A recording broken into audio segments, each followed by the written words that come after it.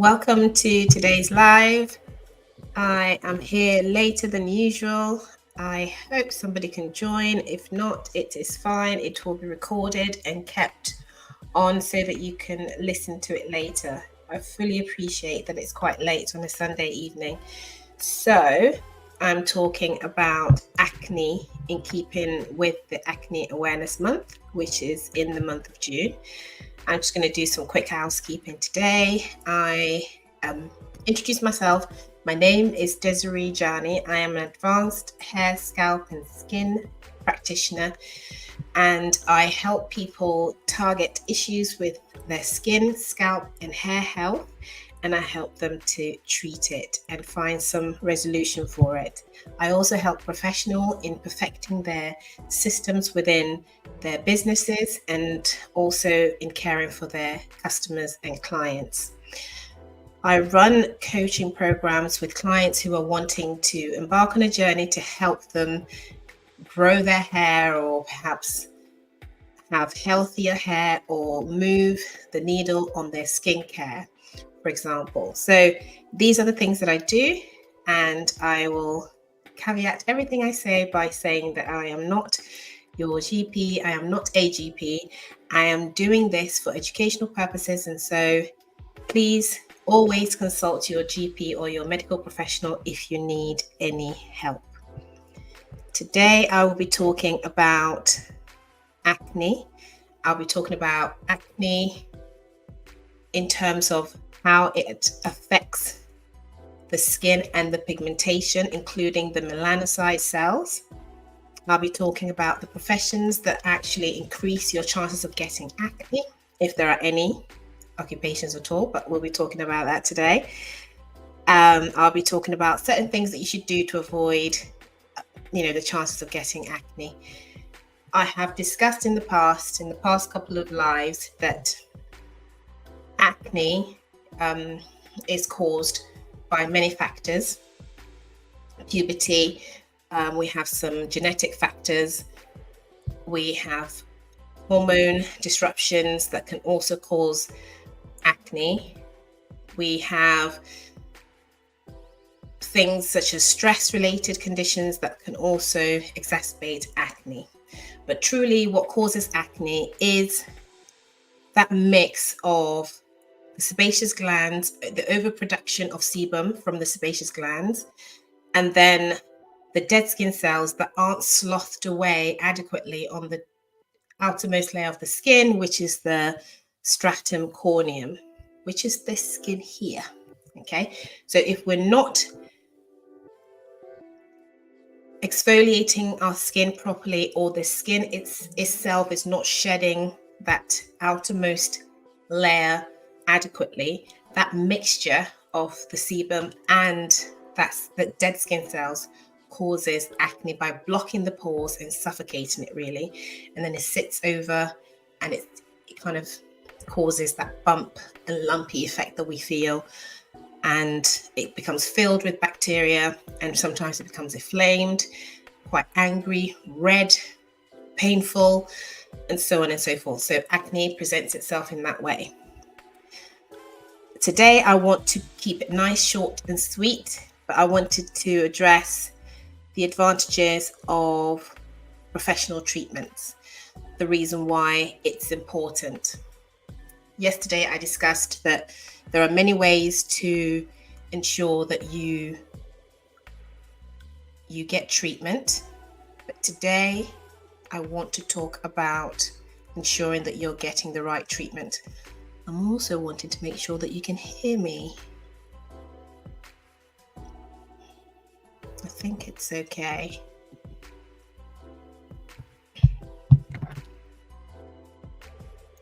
There's no one live with me. Everyone's asleep. I'm the only one here. But that's okay. I'm hoping people will get to watch this later on, so it's fine.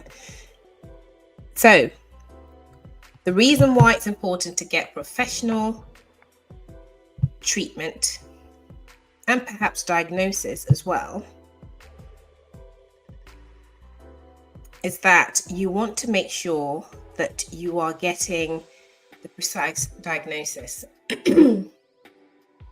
What you don't want is to be misdiagnosed with a condition like acne. You will just end up going round and round in circles and you won't get some resolve from it. So we need a proper diagnosis because we're looking for the signs of severity. We're looking for how severe the condition is so that we know where we're going with it. How are we going to treat something when we don't know the severity of it? I've explained before in my last live that acne, again, as I've also recapped it today, in saying that acne can be as mild, moderate, or severe. So you can experience it in so many ways. Also, you can find that sometimes it just disappears out of nowhere. You somehow have recovered from that action that occurs between the sebum and the dead skin cells, or the hormone imbalance, or the pubescent hormonal conditions that exacerbate the acne has somehow settled. Or if you're menopausal and those hormones are also generating those acne causing effects, it may also settle. But regardless of that fact, we just need to make sure that we are getting to know the type that you have, the type of acne that you have, and the severity of it, so that we can treat it properly. We don't just treat, we also make a customized treatment. So it's about putting things together that help you out. Just you, not necessarily something that works for everybody, not a one-size-fits-all box that you pick up in town and you use for yourself. This is really something that is catered to you. Pardon me. So personalized therapies are great because they're designed to help to treat the condition. Okay, so it's tailored to your skin type and condition, which is absolutely brilliant because this is a holistic approach to treating such a condition that can cause real discomfort and some confidence issues, and can really affect your life in a way that you almost can't imagine, in terms of what you do, in terms of wearing makeup, how you present yourself, so on and so forth. So it's quite important that we do this properly. We do the diagnosis and treatment plans properly. So we've got precise diagnosis and customized treatment. And then the next point that I want to talk about is the home care, aftercare, but also the ongoing support that you will receive from a professional. So that goes without saying, because it isn't just the fact that you're being seen to by someone who knows what they're doing, but it's also the fact that there is a continued support. So when you're needing something else, or there's been a change, this person gets to know the history of what you're going through, and it's able to adjust and alter the treatment plans to suit you. So imagining that you've started eating something new, you've changed your diet, it has made the situation worse with your acne condition. You can go back to this professional and they can help you to adjust things properly. Also, it is great because we get to examine the skin as often as possible. We get to examine the skin at regular intervals if we need to, which is just amazing, because if things change or things aren't progressing in a positive direction, we can make those plans and changes for you. So absolutely important, especially because I'm coming on to the next point, which is acne curable? Can we effectively cure acne altogether? The answer is no. We don't necessarily do that. We just control it, because we treat you to control the condition, because it has so many factors that can cause it. And also by controlling it, we can do so positively and so effectively that in effect, you will be relieved from it if you get to know how to treat the condition and stop recurrence of it.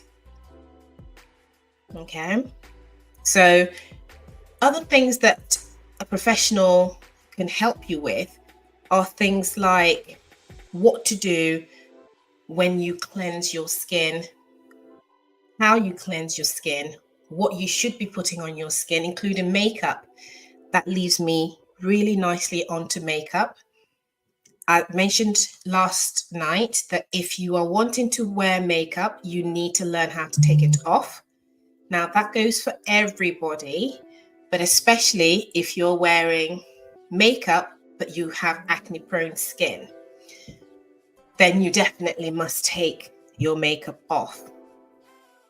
Okay, because we do not want, if you put it this way, if I should put it this way, you're wanting to remove the dead skin cells off your skin effectively, as gentle as you possibly can, but as effective as you possibly can. That is what you need to do to try and reduce the chances of, acne occurring for you. So then when you wear makeup, you've put something else on your skin that isn't necessarily treating your skin. It's for cosmetic value, but you've not taken it off.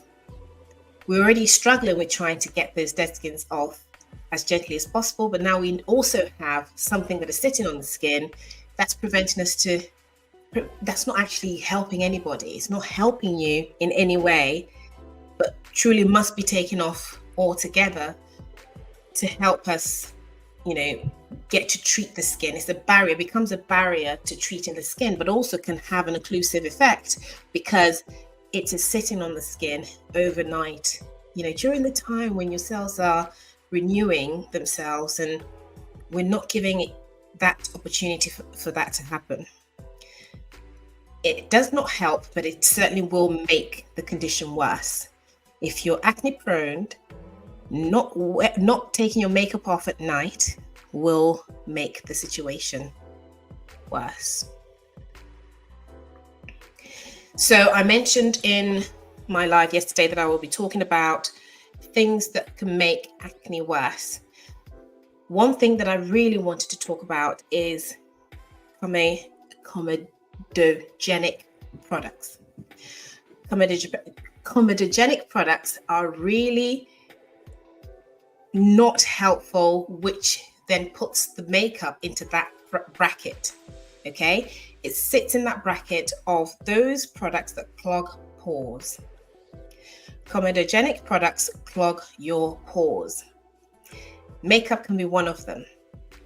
But one that you need to be aware of is using your body lotion for your face. That is not a good thing. We just cannot do that because body products, actually, I'll start with the skin. Skin is different from the body, the face, and the eyelids. So if you're working from thin to thickest, your eyelids or around your eye or your eye area, the skin in that area is thinner. So it's thinner in density. It's more fragile. The skin on your skin, on the face of your skin, is the middle ground. And then you've got the skin on your body, which is tougher. So you most certainly can't put creams that are formulated for the body on the skin. You can do it on the face of the skin. You can do it the other way around. You can use products that are formulated for the skin for your body, but not the other way round. Okay, so do not do that. Do not use body lotions for your face. You can use face lotions for the body, and that should be fine. I want to talk about hot water in terms of cleansing. So I discussed effective cleansing your face with intention, making sure you're using products that are gentle enough but effectively cleansing. Because ordinarily when people are experiencing acne, they think it's because the skin is unclean, but that's not the case. It's not really a hygiene issue. I've explained what causes acne. None of it has hygiene elements in it. So making sure you're using an effective cleansing practices is great, but most people almost think that by using a way of cleansing the skin that should be effective, it must include hot water. Hot water is a stripping agent which will strip the skin and cause dryness. I mentioned yesterday that ensuring that dryness is not your thing is important. We spoke about effective skincare yesterday with acne. So making sure that you're cleansing, treating, moisturizing, and protecting is so important. One way of making sure that you're hydrating and moisturizing is making sure that you're not removing the moisture that you already have. Because alongside skin types, we can still get the condition. So you could have a drier skin type and get the condition of acne. So being mindful of that is really important. Just because you have dry skin doesn't mean you can't get acne, or just because you have oily combination skin means that you will get acne. That is not the case. So all skin types can experience all skin conditions. And so if you've got acne and your skin is oily, that is just what the situation is. But we don't necessarily use hot water because it can strip the skin of all the good oils that we want to keep. Pardon me. And cause further dryness, which isn't good if you have got dry skin. I wanted to bust some myths today because I've seen somewhere on social media that a lot of people are using things like coconut oil, baking soda, apple cider vinegar, so on and so forth, to try toothpaste, for example, to try and treat acne. Well, we can't use those things because coconut oil is comedogenic. You cannot use that product on your skin. You can't use baking soda on your skin either. It's too harsh and it will cause further inflammation. So no baking soda. Don't use toothpaste because it has other pore clogging properties that you don't want in your skin if you're acne prone. If you wash your hair infrequently, you expose certain areas of your skin to acne. So it's important to wash your hair frequently and correctly. That means that you are washing. So I'm talking about the acne that occurs around the hairline. The hairline, which is the forehead, the temple regions, behind the ears, the back of the neck, and the nape of the hair. Those are the areas that we find that some patients experience acne, whereas there are other parts of their face, neck and chest, which is fine. And then they have acne that is present around the hairline and the back of the necks and the back of the ears. That we know is a condition that is contributed by the fact that you're putting products in your hair and scalp, but you're not removing them frequently enough. This is not to say that the products that you choose for your hair and scalp is comedogenic. It is just to say that sometimes dirt, debris, bacteria, dead skin cells, dust build up on our hair, and it sits on the hair, and it's feeding onto our skin that we need to clean effectively. And so, as you can imagine, my hair's on my face, it's at the back of my neck. If I clean my skin daily or twice a day, but I don't clean my hair as often, and yet my hair is all over my face and neck, breathing in these dirt and dead skin cells or shedded hairs and so on and so forth into my pores that will cause inflammation and also bacteria breeding environments. So making sure that you are cleaning your face properly, including your hairline, the back of your ears, the nape of your neck, is so important. Really working the product into the forehead, all around the hairline, is what I'm talking about. So if you contend with acne, make sure your hairline is also clean. Okay. So the only way we diagnose acne is by physical examination. We don't have any other way of doing it. We need to physically see you. We need to cleanse the skin and have a look and make a proper diagnosis.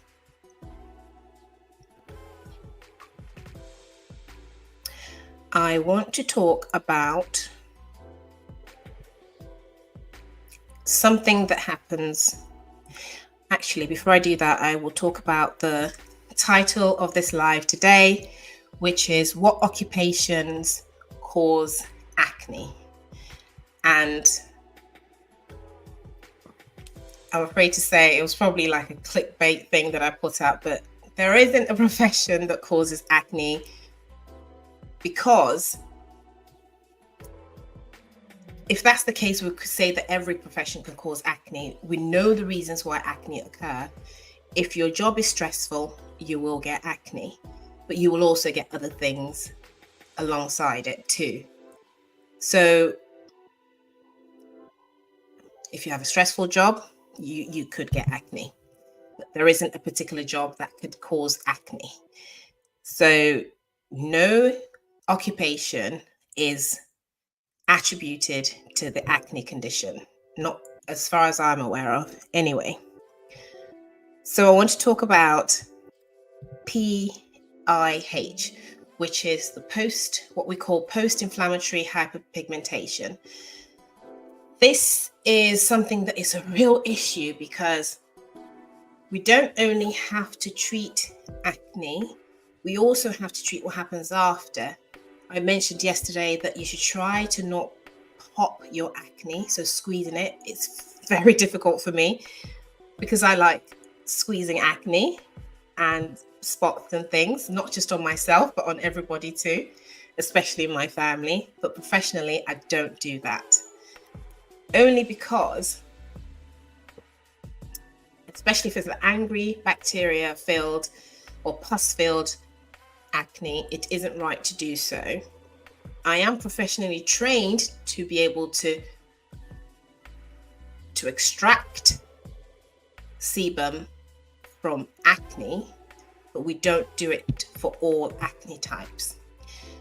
So as an average person who isn't a professional in this space, you most certainly should not squeeze or pop your acne. We might do it in the salon or in the clinic, but we don't say that people should do it at home because it can cause scarring. And then we have the condition called the PIH, which is post-inflammatory hyperpigmentation, which occurs because you have popped your acne and you have activated the melanocyte cells within the skin. And so the melanin is being produced at a higher rate. Melanin is the skin's pigmentation, which is the color of the color that it's made in the skin. That is what you're over activating.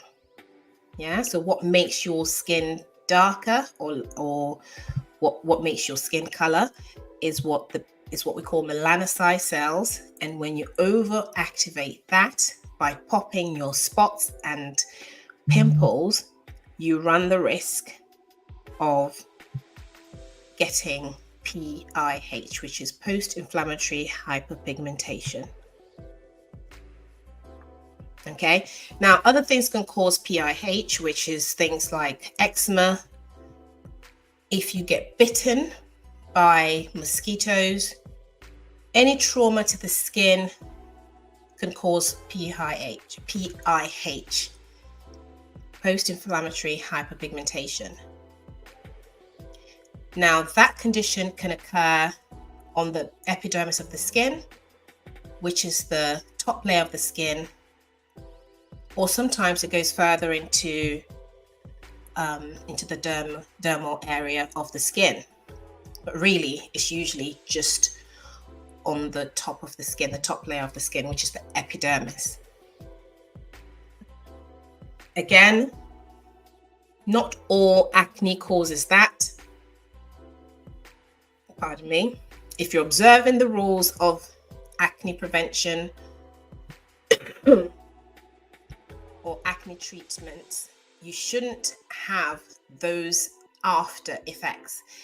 When we advise you to not do certain things and to have effective cleaning practices, ensuring that you're not doing these things that can exaggerate and exacerbate the problem, it is so that we can just treat it and then there aren't any after effects to also have to treat.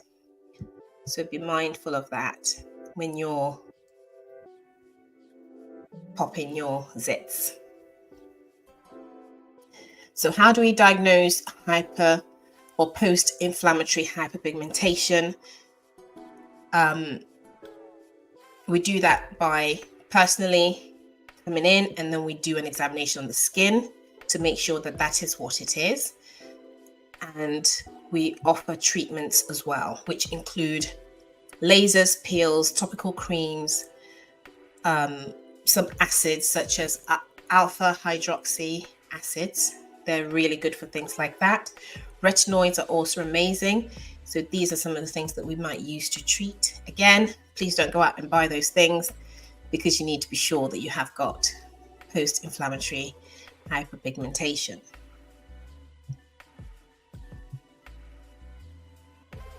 Okay, so just to recap today's live, it's been to discuss what the advantages are in getting professional diagnosis and professional treatment, ensuring that you are controlling the condition properly,